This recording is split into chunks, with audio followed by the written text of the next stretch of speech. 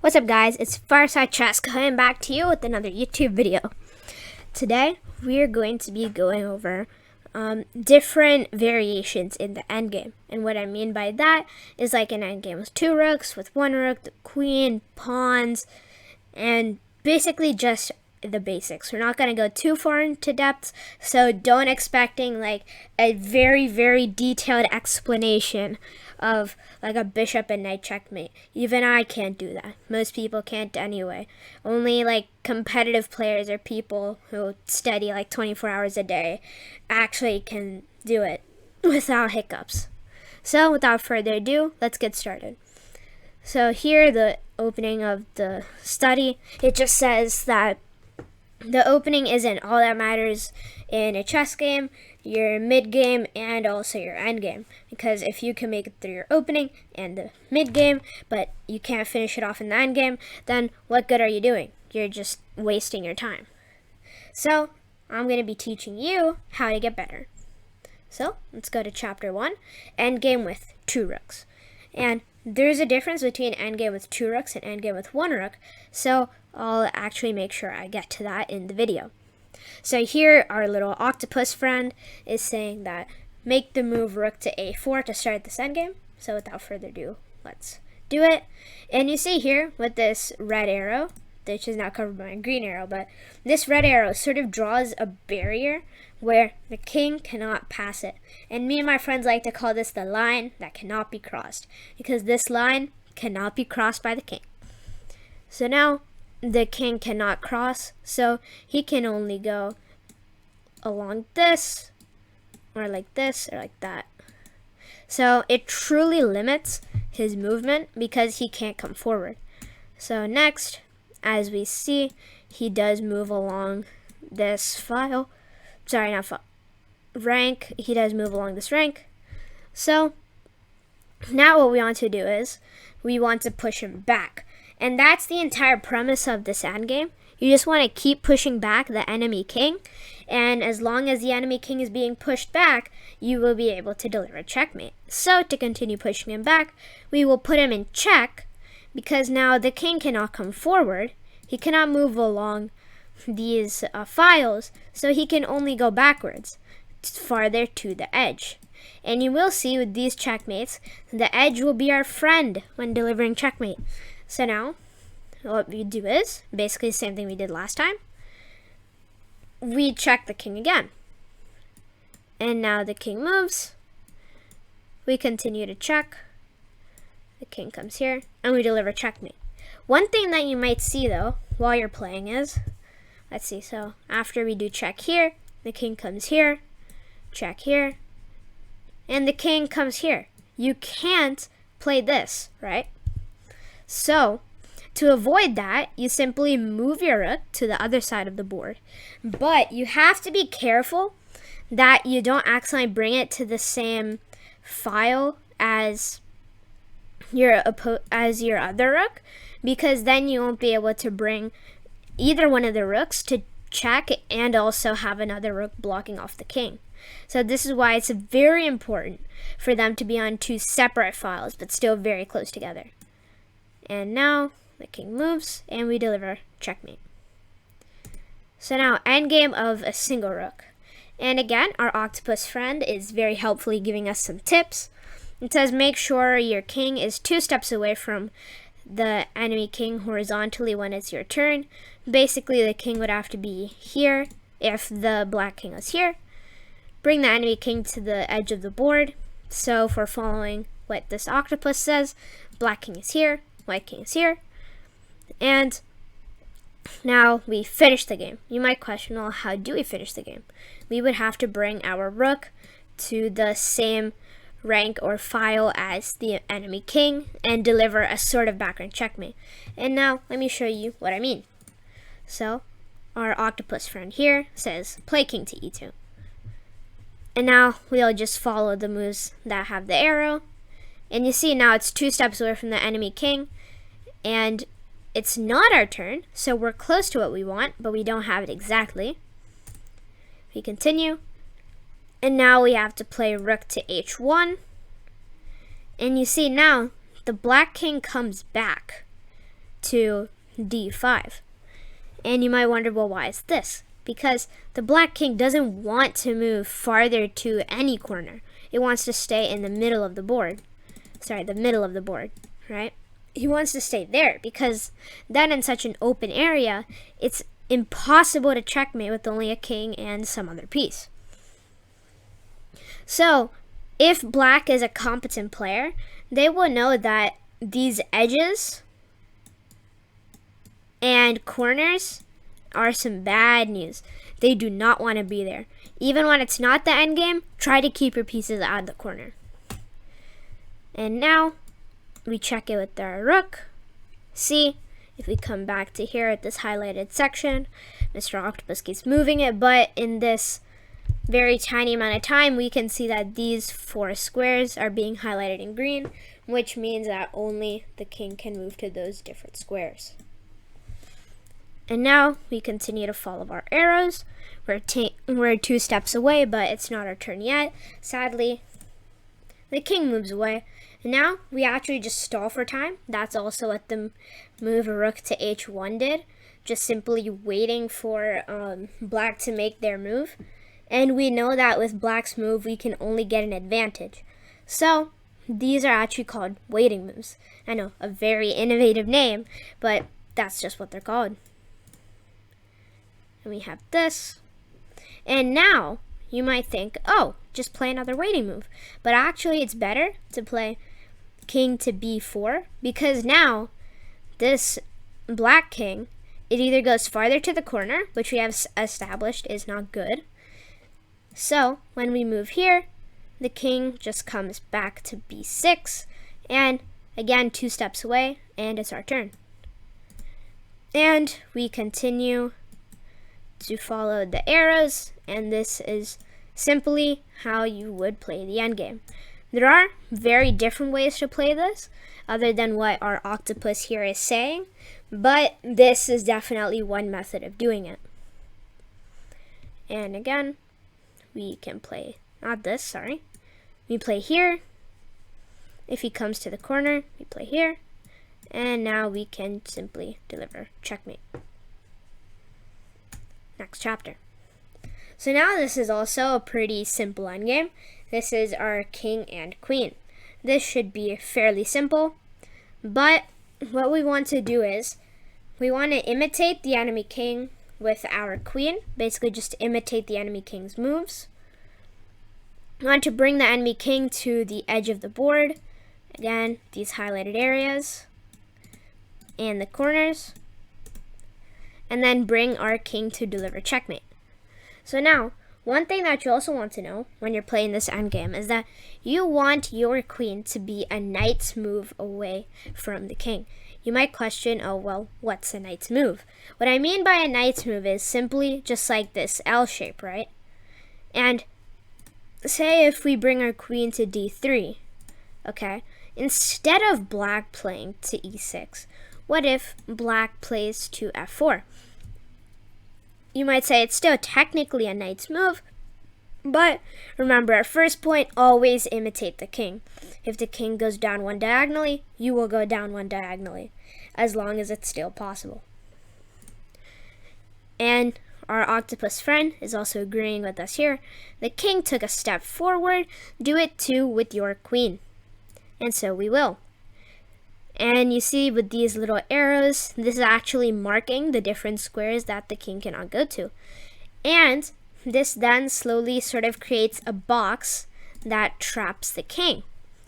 When the king gets trapped, we can start bringing our king to deliver checkmate, but we'll show you how to get there. Again, the king moves diagonally 1 upwards, we will do the same. Diagonally 1 downwards, we would do the same. And we will just keep imitating. And now, don't imitate the king here.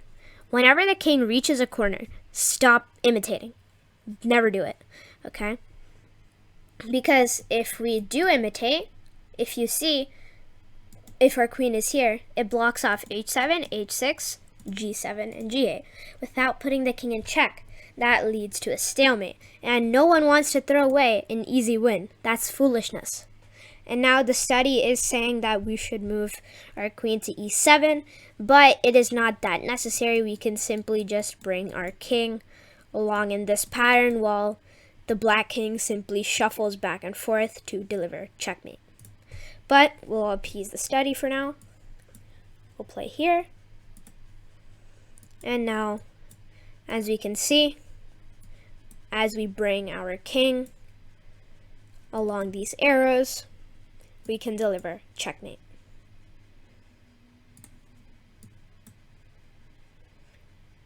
And yeah, what's actually pretty funny about this sort of checkmate's called the kiss of death. You can see why. The king has nowhere to go, and they're very close together, but this is not a loving kiss. It is not. It's poisonous. It's not good. Keep away. And now this is a little bit special. So this is the king and pawn versus king endgame. And you might think, well, it's going to be pretty hard to win this. We need to promote. And you're right, we do have to promote, but it's not that hard. Because here in this position, you see that the author of the study has drawn out a box, right? There's even, we can make multiple boxes, but really the box only applies if it's in front of the pawn. And I'll tell you why. Because if the king is, say, right here on c3, and it's white to play, we will move pawn to b5, the king will chase, but we just continue moving forward. The king cannot catch us. So if the king is anywhere behind the white pawn, it cannot capture it.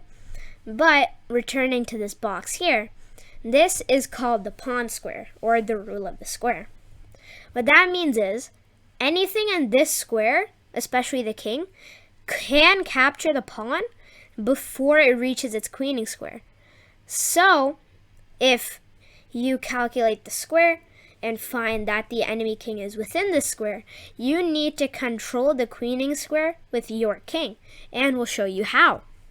And one question that many people have is, well, how do I calculate the square? Well, look at your pawn first. You count how many squares are in front of your pawn until you promote. Just ignore any pieces that might be in front.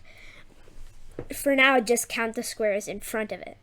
So we see that there are 4 squares in front of the pawn before it promotes. The 4th one is the queen square, or the queening square, or the promoting square, anything you want to call it.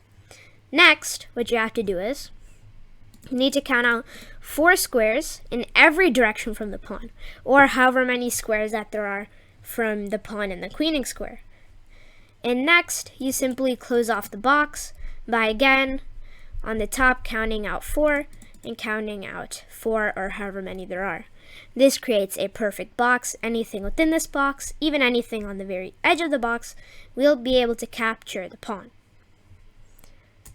So now we can advance. Because we did calculate, the enemy king is not inside of our pawn square, so we can safely make it to the end. And we will win. And now this is actually the king and pawn versus king endgame, but the king is in front of the pawn, which obviously means that the king can catch the pawn. So what we have to do is get the opposition. The opposition is when 2 kings are face to face, and you can never get opposition where, like, say king is on e7 and the king is on e6, because of what I like to call the stinky breath problem. Since that ends up putting both kings in a deliberate check, it would be an illegal move. Or you can think of it, their breaths are so bad, they want to stay as far away from each other as possible. So let's continue. And it says you must move the king in the opposite direction that the enemy king moves. If the black king goes to the right, king to d7, we have to go to the left, king to f6, and vice versa. So what should we play? Obviously, we'll play king to f6, because now this can lead to an opposition. Even if black gets it, we can push the pawn. Or if black, say, moves up to d7, then we move up to f7. Or if the king moves to e8, we will move to e6. And you might question, well, why is this? So first, let's detail what would happen if the king moves to d6. Well, if the king moves to d6, I suggested that we play pawn to e5. And this would be correct because now this forces either the king to move to d5, c5, c6, c7, or d7, back to where it came from. And it cannot move to e6 or e7, and obviously can't take on e5. So then the king ends up getting buffeted back, and we will move our king forward, grabbing whatever opposition we can get. This also controls the e8 square, which would be a guaranteed win. Next, let's detail what would happen if the king moves to d8. What would happen is simply we can move our king to f7, which prevents the king from moving on to e8. Now we control the queening square. It will be very easy for us to win now. All we have to do is simply push our pawn without the black king capturing. And next, if the king moves to e8, we simply move to e6, and we just go through the cycle of forcing the king to either side and controlling the e8 square. And we'll see the study is actually showing the first variation. And again, we can advance. It will be fine either way, even if we did move our king forward. But the study is telling us to keep advancing our pawn. And now, you see, we control the e8 square, and we easily win the game. Now is the Zugzwang, or basically just, it's your move, but you don't want it to be your move. And I believe this is German. Don't quote me on this though. I'm not the best at foreign languages, but I do believe that Zugzwang is a German word. I'm most likely wrong though. Again, do not quote me on that. But basically the Zugzwang is just when it's your turn, but you don't want it to be your turn. So you make a move that doesn't really contribute at all to the position. It just sort of burns a move. It's almost like having a pass. And the best way to actually get through a Zugzwang is by using triangulation. And triangulation is basically just what it sounds like. You have to move your king in a triangle, no matter how big or how small. The triangulation will always help you out. So now let's read what our octopus friend has to say. In the previous chapter, you did not want it to be your turn in the opposition, but now in the Zugzwang, you want it to be your turn to play. However, your opponent will win the endgame. Remember, you must always move your king one square diagonal from the enemy pawn, that is king to f6 in this position. So, let's move, we move king to f6, sort of burning a move, rather than rushing in immediately, because now we can play king to f5. The king cannot defend the e5 pawn, so he moves away, and we win the pawn. And now, using our knowledge of opposition, we can handily win the game.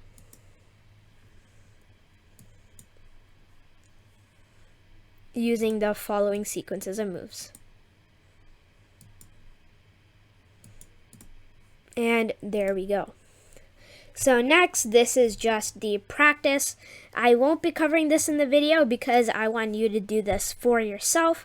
I'll make sure I link the study in the description.